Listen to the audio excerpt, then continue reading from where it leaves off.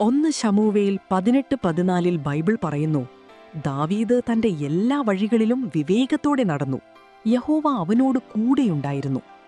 ദാവീദിന്റെ വിജയം അവന്റെ സൈനിക വൈദഗ്ധ്യത്തിലോ ജനപ്രീതിയിലോ വ്യക്തിപരമായ ശക്തിയിലോ അല്ല, മറിച്ച് ദൈവസന്നിധിയിലായിരുന്നു. ജീവിതത്തിലെ ഈ ഘട്ടത്തിൽ ദാവീദ് രാജാവായ ശൗലിൽ നിന്ന് വർദ്ധിച്ചുവരുന്ന എതിർപ്പിനെ നേരിടുകയായിരുന്നു. അവൻ അവനോട് അസൂയപ്പെടുകയും അവനെ ദ്രോഹിക്കാൻ ശ്രമിക്കുകയും ചെയ്തു.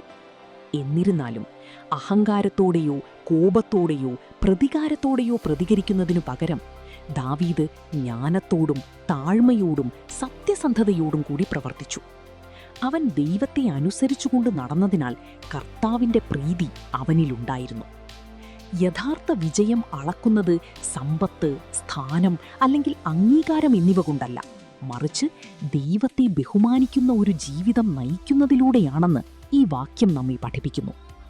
നാം കർത്താവിൽ വിശ്വസിക്കുകയും അവന്റെ മാർഗനിർദ്ദേശം തേടുകയും പ്രയാസകരമായ സാഹചര്യങ്ങളിൽ പോലും വിശ്വസ്തത പുലർത്തുകയും ചെയ്യുമ്പോൾ വെല്ലുവിളികളെ മറികടക്കാൻ അവൻ നമുക്ക് ജ്ഞാനവും ശക്തിയും നൽകുന്നു.